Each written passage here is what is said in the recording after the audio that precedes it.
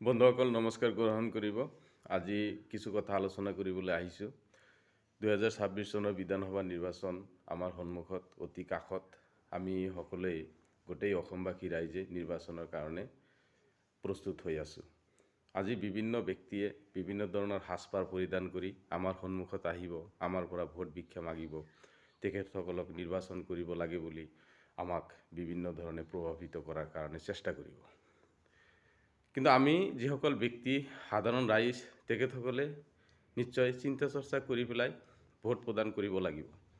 এয়া সংখ্যালঘু অঞ্চলৰ ব্যক্তিবোৰকেই কওক, এয়া সংখ্যাগুৰুসকলৰ ব্যক্তিবোৰকেই কওক।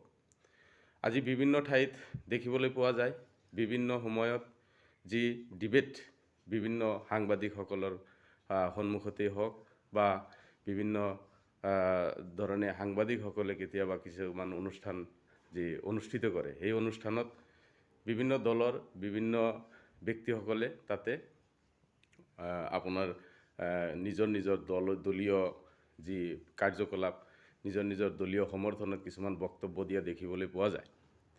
কিন্তু সেই বক্তব্যবোৰত এটা বস্তু সকলো সময়ত ফুটি উঠে, সেইটো হ'ল যিয়ে নকওক কিয় প্ৰথম অৱস্থাত দুই এটা আপোনাৰ সাময়িক যি উন্নতি দেশৰ ৰাস্তা ঘাট এইবিলাক দুই এটা আলোচনা কৰাৰ পিছৰ পৰাই আৰম্ভ হয় ধৰ্মীয় গৌৰামী আৰু ধৰ্মীয় যি আৱেগিক বক্তব্যৰ যি কথা, সেই কথাবিলাক প্ৰচাৰিত হয়। ধৰ্মীয়ভাৱে মানুহক আৱেগিক কৰাৰ চেষ্টা কৰে, জাতীয় কিছুমান আৱেগিক সৃষ্টি কৰি কিছুমান ব্যক্তিয়ে তাত এটা যি সুস্থ যি ৰাজনৈতিক পৰিৱেশ, সেই ৰাজনৈতিক পৰিৱেশৰ পৰা আঁতৰাই পেলাই এটা অসুস্থ পৰিৱেশলৈ ঠেলি দিয়ে।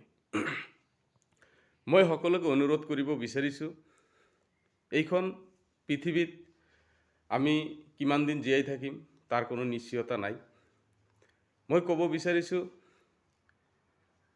মানুহে যি সংবিধান সৃষ্টি কৰিছে, সেই সংবিধান কেতিয়াও সৃষ্টিকৰ্তাৰ সংবিধান নহয়।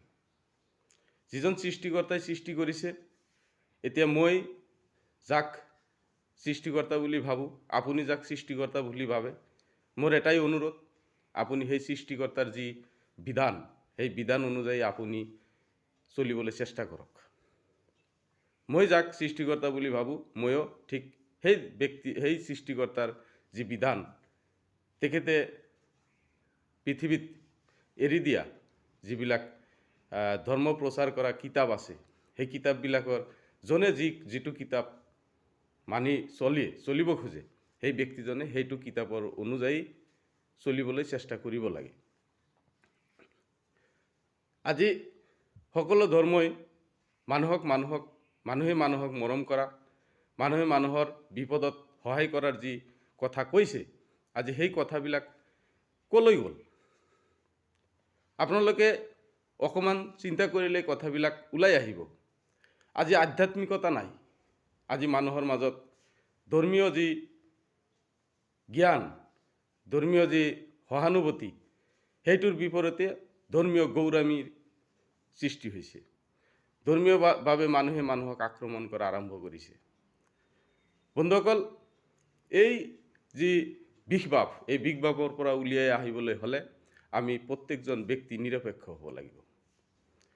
আমি প্ৰত্যেকজন ব্যক্তি নিৰপেক্ষভাৱে নিজৰ জন্মৰ, নিজৰ সৃষ্টিৰ যি উদ্দেশ্য, সেই উদ্দেশ্যবিলাক ব্যাখ্যা কৰাৰ চেষ্টা কৰিব লাগিব। আমি আধ্যাত্মিকতা হ'ব লাগিব।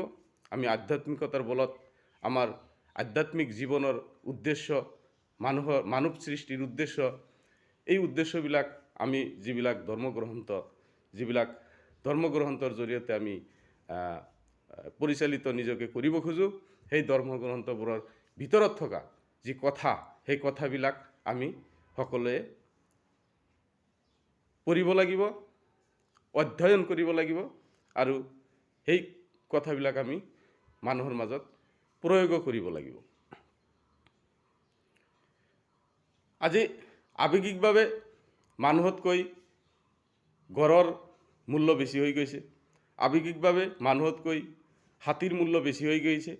অৰ্থাৎ সাময়িকভাৱে আৱেগিকভাৱে মানুহতকৈ জীৱ জন্তুৰ মূল্য বেছি হৈ গৈছে। সেইটো গোটেই অসমৰ মানুহৰ কাৰণে নহয়, কিছুমান মানুহৰ কাৰণে মানুহৰ জীৱনতকৈ জীৱ জন্তুৰ জীৱনৰ মূল্য বেছি। এয়া মই কোৱা কথা নহয়, আপোনালোকে অকণমান বিশ্লেষণ কৰিলেই এই কথাবিলাক আপোনালোকৰ মন মগজুত আহি যাব। আজি আপোনালোকে সকলোৱে যদি ভাবে যে মৃত্যুৰ পিছতো এটা জীৱন আছে, যি জীৱনত হিচাপ নিকাচ হ'ব, সকলো ভাল বেয়াৰ যি বিচাৰ নিকাচ, হিচাপ নিকাচ, সেই কথাবোৰ হ'ব, আৰু তাৰ ওপৰত ভিত্তি কৰি মানুহে নৰকত যাব বা স্বৰ্গত যাব, তেতিয়াহ'লে আপোনালোকে বিশ্বাস কৰিব লাগিব সৃষ্টিকৰ্তা আছে। আৰু আপুনি যদি নেভাবে যে সৃষ্টিকৰ্তা আছে, তেতিয়াহ'লে আপুনি নাস্তিক হয়। আমি জনামতে ভাৰতবৰ্ষৰ, মই জনামতে এনে মই কোনো কিতাপত পোৱা নাই, কিন্তু আনুমানিক মই ভাবিব পাৰোঁ ভাৰতবৰ্ষত 98% মানুহ ধৰ্মত বিশ্বাস কৰে। সেয়া হিন্দু হওক, মুছলমান হওক, বৌদ্ধ হওক, খ্ৰীষ্টান হওক, যিকোনো ধৰ্মত বিশ্বাস কৰা ভাৰতৰ এই 98% মানুহে কেনেকৈ ইমান কঠোৰ হ'ল, কেনেকৈ ইমান সিহঁতৰ হৃদয় ইমান মানুহৰ প্ৰতি মৰম, হৃদয়ৰ পৰা মৰম আঁতৰি গ'ল, এইটো মই ধৰিব পৰা নাই। এয়া সম্পূৰ্ণ ৰাজনৈতিক আৱেগৰ বাবে হৈছে। কাৰণ ধৰ্মত বিশ্বাস কৰা কোনো ব্যক্তিয়ে ধৰ্মীয় কিতাপ যদি অধ্যয়ন নকৰে, ধৰ্মীয় যি তেখেতসকলৰ ধৰ্মৰ যিটো পুথি, তেখেতসকলে ভগৱানৰ পৰা বা আল্লাহৰ পৰা যি পুথি পাইছে বুলি, স্বৰ্গীয়ভাৱে পাইছে বুলি যাক ভাবে, সেই পুথিটো যদি অধ্যয়ন নকৰে, তেতিয়াহ'লে নিশ্চয় আজিৰ যুগৰ এই যি কুলসিত ৰাজনৈতিক নেতা, যিসকল নেতাই সকলো সময়ত আমাক প্ৰভাৱিত কৰে, ধৰ্মীয়ভাৱে অন্ধ কৰাৰ চেষ্টা কৰে, তেখেতসকলৰ যি উপাসনাৰ স্থল, সেয়া মন্দিৰ হওক, মছজিদ হওক, এইবিলাকক এবাৰ মন্দিৰৰ ভয় দেখাব, এবাৰ মছজিদৰ ভয় দেখাব, এবাৰ গীৰ্জাৰ ভয় দেখাব, এনেকৈ ভয় দেখাই এই ভাৰতবৰ্ষৰ যি ৰাজপাট, সেই ৰাজপাট গ্ৰহণ কৰিব। গতিকে মই সকলোকে অনুৰোধ কৰিছোঁ, আপোনালোকে যদি ধৰ্মক বিশ্বাস কৰে, সেয়া যি ধৰ্মই হওক, আপোনালোকে সেই ধৰ্মৰ যি ধৰ্মপুথি, সেই ধৰ্মপুথিটো অধ্যয়ন কৰাৰ চেষ্টা কৰক। তেতিয়াহ'লেহে আপোনালোকৰ মানুহৰ প্ৰতি মানুহৰ যি মৰম, মানুহৰ প্ৰতি মানুহৰ যি ভালপোৱা, সেইটো আৰু শক্তিশালী হ'ব। গতিকে মই বিশেষকৈ এই কথাৰ ওপৰত নিৰ্ভৰ কৰি কিছুমান কথা ক'ব বিচাৰিছোঁ। মই ভাৰতবৰ্ষৰ সকলো ধৰ্মাৱলম্বী ব্যক্তিসকলক অনুৰোধ কৰিছোঁ, আপোনালোকে এই দলৰ যি দলীয় প্ৰভাৱ, এই দলীয় প্ৰভাৱৰ পৰা উলিয়াই আহি এজন এনেকুৱা ব্যক্তিক আপোনালোকে নিৰ্বাচন কৰাৰ চেষ্টা কৰক, যিসকল ব্যক্তিৰ মন মগজুত ধৰ্মীয় কোনো প্ৰভাৱ নাই, যিসকল ব্যক্তিয়ে ভাবে যে মই এইটো ধৰ্মৰ মানুহ, কিন্তু তেখেতে বেলেগ ধৰ্মক কেতিয়াও ঘিণ নকৰে, তেনেকুৱা ব্যক্তিক আপোনালোকে নিৰ্বাচিত কৰক। তেনেকুৱা ব্যক্তি যিকোনো দলতে থাকক। এতিয়া যিহেতু গোটেই ভাৰতবৰ্ষৰ ৰাজনীতিত দলীয় প্ৰভাৱটো সম্পূৰ্ণৰূপে বিদ্যমান। গতিকে এতিয়াই আপুনি ডাইৰেক্টলি এজন নেতা নিৰ্বাচন কৰিব নোৱাৰিব দলৰ বিৰুদ্ধে গৈ, কিন্তু বৰ্তমান এটা চেষ্টা কৰিব পাৰে যে যিকোনো দলত ভাল মানুহ যিজন আছে, তেখেতক আপুনি নিৰ্বাচন কৰাৰ চেষ্টা কৰক। পৰৱৰ্তী সময়ত লাহে লাহে আমি ভাৰতবৰ্ষৰ ৰাজনীতিত এনেকুৱা এটা আলোড়নৰ সৃষ্টি কৰিম, যি আলোড়নৰ জৰিয়তে গোটেই ভাৰতবৰ্ষত দলীয় যাতে কোনো প্ৰভাৱ নাথাকে, সকলো ব্যক্তিয়ে যাতে দলবিহীন এজন উচ্চ শিক্ষিত, মানুহৰ প্ৰতি প্ৰেম থকা, ভালপোৱা থকা এজন ব্যক্তিক নিৰ্বাচিত কৰিব পাৰে, তাৰ বাবে আমি সকলোৱে আগবাঢ়ি আহিম।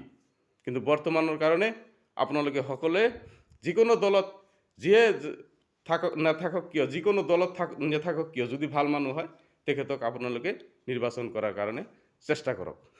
মই এইখিনি কথা কৈ মই মোৰ বক্তব্য সামৰণি মাৰিছোঁ। ধন্যবাদ। জয় অসম।